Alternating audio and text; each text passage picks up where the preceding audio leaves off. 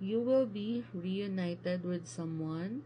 You will be celebrating something with someone. You will be celebrating your achievements together with someone or your family or someone special in your life.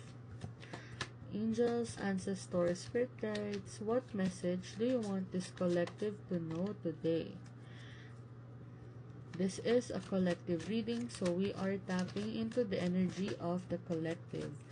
So just take what resonates and leave what doesn't. Okay, and angels, ancestors, spirit guides, what message are you telling this collective for today? Okay. Got the Queen of Pentacles. You are very abundant right now. You are very independent.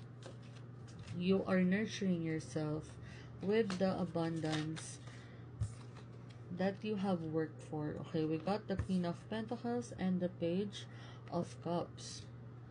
So I feel that you are ready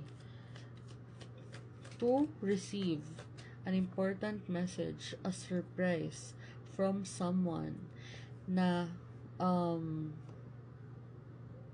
you have been waiting for.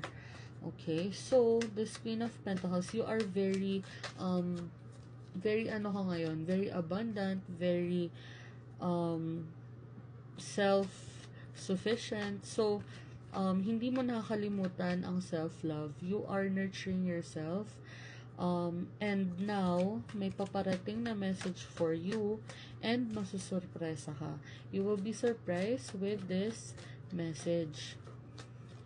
Okay, so maybe this is a message about love, a message about a reunion, someone na hinihintay mo. Maybe you are waiting for this message to come to you. So you have been very abundant today and very fiery, very sexy, very happy, very passionate right now. So, very pretty ka ngayon.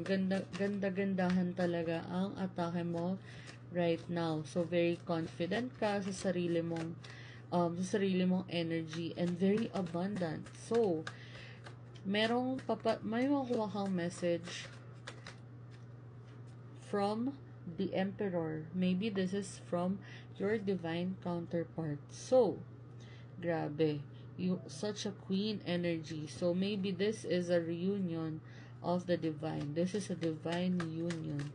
And may makuha kang message from someone na matagal mo nang hinihintay. So you have been waiting for this for quite a while and you have surrendered and hinayaan mo na yung divine timing. Bahala na kung kailan mo makuha. You have surrendered.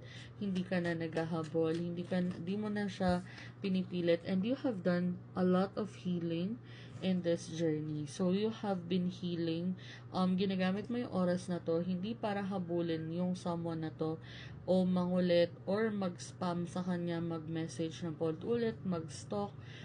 Pero ginagamit mo to to heal yourself, to work on yourself, to rebuild yourself. And you have been waiting for this message. Okay?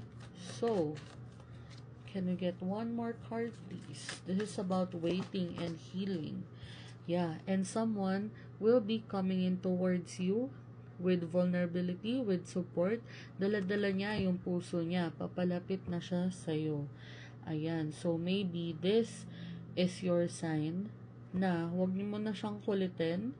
Maybe if you are someone who has been waiting for this and who has been using the time to heal your wounds, to face your shadows, to be stronger, to feel your queen energy kasi ang dami mong queen energies right now.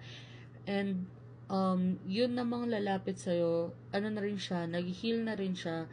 This is your divine counterpart. Emperor energy na siya. So this is coming towards you. A reunion is coming towards you. And ito yung pinakahihintay mong pagbabalik niya. So, ayan. So, I feel na tatanggapin mo to with a lot of confidence from a healed perspective. Okay, so tatanggapin mo siya from a healed perspective. Hindi siya impulsive, pero i-absorb mo muna kung ano yung mga i-offer niya sa'yo, kung genuine ba siya. Pero I can see na this will be a surprise for you. Pero ayun nga, yung offer naman niya is from the heart. It's from vulnerability from your person, from your divine counterpart. So, if this message has resonated with you guys, please leave a comment. And ayun, I hope na mag-message na siya sa inyo, mag-message na sila sa inyo, and mag-reunite na kayo. Okay, so ayan, see you sa next reading natin. Just remember na take what resonates and leave what doesn't. Okay, bye.